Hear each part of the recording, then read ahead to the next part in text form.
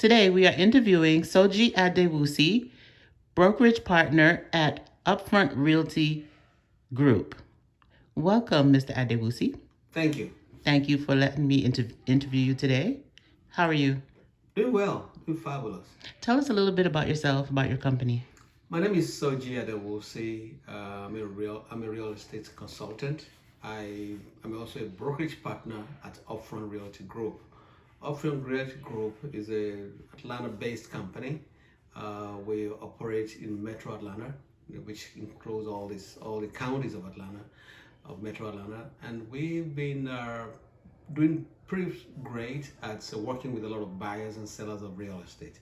We are based in Lawrenceville, Georgia, which is part of Gwinnett County, and we have been helping and working with a lot of people who are either first-time home buyers, investors of real estate, people that are relocating to Atlanta. Atlanta has been experiencing a lot of relocation, and people are moving here in droves. And I think we have been a player in the industry, working with a lot of people that buyers and sellers of real estate. We are familiar with the market. We are local. So as you know, real estate is a localized business. In other words, you have to know your neighbor. You have to know your communities to be able to provide the best quality services to your clients. So we pride on building relationships. We pride ourselves on actually providing the best quality premium services to our client without and making sure that we protect their best interests.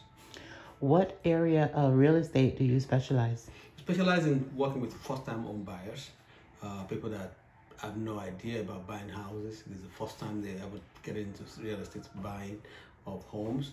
We work with investors, people that want to invest in real estate. We also work with people that are moving into Atlanta, or people that want to sell their home. We also do some commercial real estate as well, commercial leasing, commercial real estate. We also help investors who want to do flip, who want to, locate properties that they can repair and flip them, making profit. We also do foreign nationals, people that are living abroad, but they want to invest in properties in Atlanta, and we help them get them lenders that can assist them in getting financing for them to be able to buy properties in Metro Atlanta.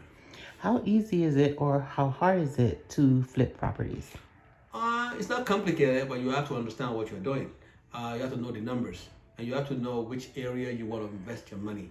And you can use lenders too that will help you with the flipping business, but you have to have some cash for down payment, because usually the down payment may be up to 25% that you have to put down towards the flipping property. You can't get into flipping unless you know what you're doing. You have to know about what ARV, average resale value. You have to understand the territory or the areas where you want to work.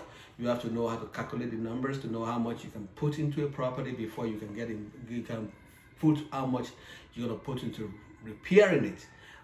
You have to know about the scope of work, the amount of work that's required to actually before you can get into flipping. So there's some education involved. You have to have a contractor that you can trust and that's knowledgeable, know how to do everything. You have to know a contractor, have a contractor that knows, that basically general contractor, licensed and insured general contractor that know how to pull permit from the county, that get permits from the county, so that your project will not be stuck. You have to make sure that you really get familiar with the whole process of flipping before you get into it. Don't just go into flipping because it's risk involved, but you have to be familiar with how you're going to go about it. As far as rentals are concerned, if an investor came to you and asked for suggestions or ideas as far as rentals as opposed to flipping properties, what do you find would be the best for the average investor? Yeah, an average investor usually is about what the investor is looking for. If you're looking for something like a cash flow that will continue to bring you income every month, that's a different situation. With the flip, it's different. With the flip, you just want to get in and get out. You buy a property, you fix it up, and within 3 months, 4 months, you sell it back in the market, you make profit, you run. You go to the next project. Now, for rental, that's a long-term holding on to the property until until you continue to rent until you don't want to rent anymore. So in that case, you have to make sure you get a good tenant. You have to do background check. Make sure you invest in a good neighborhood that has potential of people that people want to continue to rent. So it has to be mostly people that want to rent usually want to live in the major part of the city. So that way you can always make sure you have a tenant that's going to be long term, that you're not gonna have people living back and forth. So I think that it depends. The location is important when you're doing rental, and then you have to be familiar with the market in terms of how much the rental rate is. You have to make sure that you do not rent to people that would not be willing to pay rent on time, and all those factors are involved. So an investor who's an investor, you have to make sure you have a management company. Either you have to manage the property yourself, or you get a management company that will help you with the management. Otherwise, you could be dealing with a lot of issues that tenants have that you may not be able to deal with. So I will advise that rental business is good, but you have to really have nerve for it. It's not only just making money. It's about when something goes wrong, what do you do? When something goes wrong with the tenant, what do you do? How do you minimize the damage that you have to deal with? If you have to go to court, you have to deal with eviction and all those things. So there's a whole lot of other. It's a totally different animal. It's a big thing to try to. But management. So you have to really, yes. It's a huge thing to try to keep a satisfied. Yes, right. Client. That's right. Satisfied tenant. Tenant. Yes, you have to keep a tenant, and at the same time, both landlord and tenant are have to be responsible. You have to be tenant has an obligation, landlord has an obligation. You know what I'm saying? You have to make sure that you keep your role as a landlord, do your obligations, keep the house in good condition, make sure you respond to tenants when they have needs and stuff like that. At the same time, tenant has an obligation to pay your rent on time. Don't mess up the house. Don't bring people that are not authorized to be in the house on the lease. All those things are all very important as far as being able to keep a tenant for a long time, and then make sure that you keep the house in shape so that when they respond to you, you always make sure that the house is in order. So if a person does decide to flip homes, what is the overall responsibility as far as the condition of the home? Is it as you sell it as is? Can a buyer make specific recommendations or requests? So for flip, usually you buy them as you see them. You can't, is the person you're buying them. You have to buy them cheap. You have to get them at the cheapest rate you can. Get them cheap, because the cheaper you bet them, the better. Because you don't know, you have to do an assessment of the repairs needed. So say for example, you bought a property for $75,000, for example, right? If you can get it for 65, it will be good, because then you increasing the profit margin. Then you get a contractor to go and do an assessment of the repair that's needed. You can make a recommendation that what you want for the contractor to do also. Maybe they need a new sheetrock, maybe they need new floor, new windows, maybe they need a new HVAC, maybe they need a new electrical system, maybe they need to change the bathroom, maybe they need to upgrade the kitchen, maybe they need to open up the walls so that they have an open floor plan. So all those things are very important to be able to determine how much labor you need, how much material you need, and how much labor is going to cost. You cost them, they call them SOWs, statement of work. That means you combine all those list of things that need to be done, maybe it's going to be about $65,000. That if you add $65,000 you bought the property for, we're talking about $130,000 already. So that means you have to make sure you buy the property in an area where the value of the house is way more than that, so that you can cash in on the difference. So let's say, for example, after you finish the project, everything costs you $130,000, right? You have to at least get a margin that's really reasonable for you to make a profit of $50,000 or more. Otherwise, it might not be worth it. So you have to really think about, am I going to make enough profit from this flip? I have to give a little room for unexpected.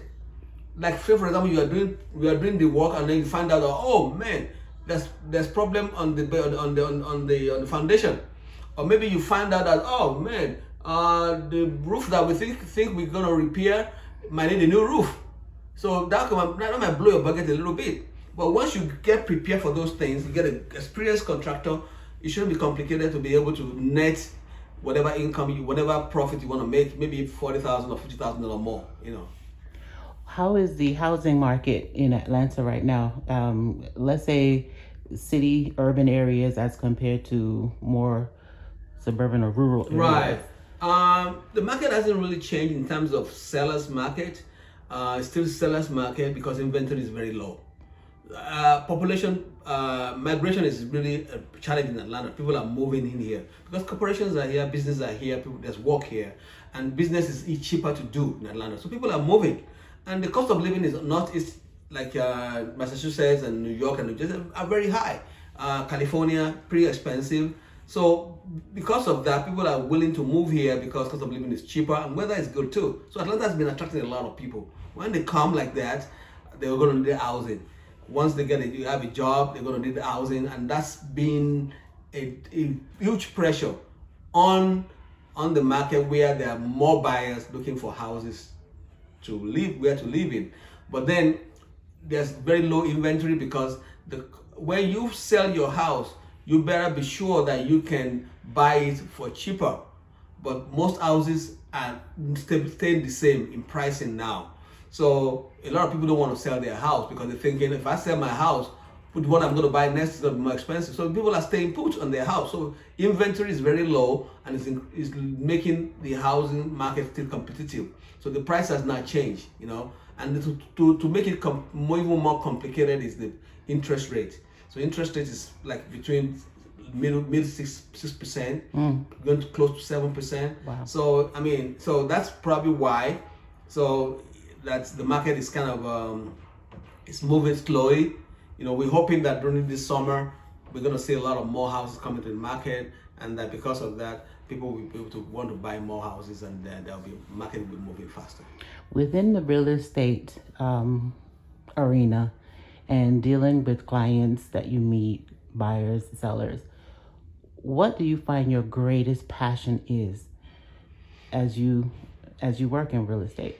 Yeah, I think for me, it's about relationships. I actually pride myself on being able to actually connect with people, and I think that my maybe bigger passion is actually to help people. Because at the end of the day, if you continue to think about what I'm going to make in commission, you miss the point. The major part is that when you really think about helping people. If you really think about helping people, the part about making money in real estate will come. Focus on helping them, achieve their dreams. Explain to them situation. Don't lie to anybody. Don't try to make things up. Tell them exactly how it is. Try to convince them that you are on their side. You want to look out for their best interest. You want to make sure that you're protecting their best interest at all times. Once you do that, you don't have to worry about whether you're going to get a new referral, whether you're going to get more business. It will come because people will see through you that you are being honest, you are being sincere with them, and you want to make sure that you protect their best interest. So for me personally, it's about relationships. I got your back. I will look out for your best interest. I will make sure I deliver the best product to you. Make sure you get the house. I'm not trying to sell you to be able to buy an expensive house. That's not my goal. My goal is to make sure that you buy the house, that you can sleep at night knowing that you're not owing so much money, that you are able to actually maintain the house and be able to stay, being able to have enough money to be able to enjoy your life, so that you don't live for the mortgage company. So for me, that's very important, because when you do all of that, people will see through that and they will understand that you are in it for them, not for yourself. Soji Adewusi, that was beautiful. Thank you so much for this interview and for this time. Thank you. I wish you all the best in your business. Soji Adewusi, Upfront Realty Group. Would you like to say your number? Yes, my number is 770-899-6011. That's my phone number. Thank you.